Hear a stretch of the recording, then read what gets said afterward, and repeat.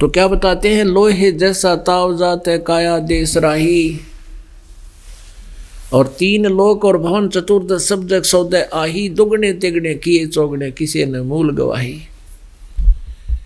मूल होता है मुख्य पूंजी, मूल धन। जैसे ये मनुष्य जीवन आप जी का जो है ये मूल धन है, और इस मूल धन से हमने आगे और बिजनेस करना था, सौदा करना था, राम नाम की भक्ति करनी थी, दान धर्म सेवा सिमरण करके हमने इस पूंजी को बढ़ाना था। और सत साधना ना करने से सौदा घाटे का हो गया, उसमें हानि होगी। और जैसे कुछ ऐसे व्यक्ति होते हैं जो भक्ति बिल्कुल नहीं करते, कुछ ऐसे हैं जो कर रहे हैं, वो शास्त्र विरुद्ध साधना कर रहे हैं, तो वो बिजनेस गलत कर रहे हैं, वो सौदा गलत कर लिया। और जो करते ही नहीं, शराब पी गुटी लाई राजा बन गए और सैर सपट्टा करते रहे, ताश खेल लें, गप्पे मारे, सिनेमा देखे, अपना कर धंधा पीटे, बस यहीं तक सीमित है। तो उन्होंने तो ऐसा कर दिया जैसे कोई सेठ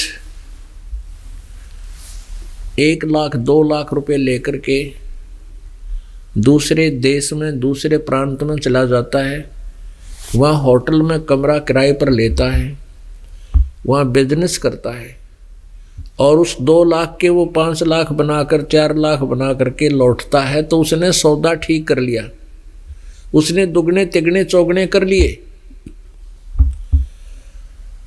और दूसरा उसके साथ गया है, 2 लाख रुपये ले गया है, और उसी में से एक होटल का किराया भी दे रहा है, गुट्टी लगावे, पड़कर सो जावे, बढ़िया आइटम खावे, और बिजनेस कराया नहीं। तो जिस दिन उसका बस पूंजी समाप्त हो जाएगी, होटल वाला भी धक्के दे देगा, उसको बाहर निकाल देगा। फिर वो जो कर्जवान हो जाएगा, तो जिससे पैसा उसने ले रखा है उसका वो मजदूर बनता है।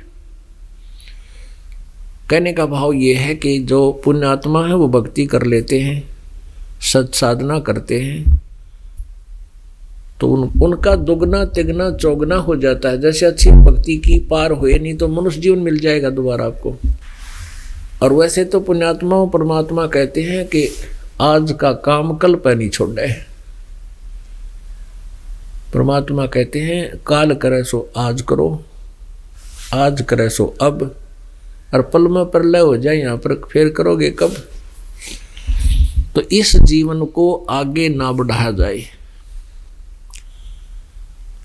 कोशिश यही करनी है 100% 100% के परमात्मा फिर जन्म ना मिले, तो वो सौदा फिर सही सौदा होगा। फिर हम सदा के लिए अपने उस लोक में चले जाएंगे,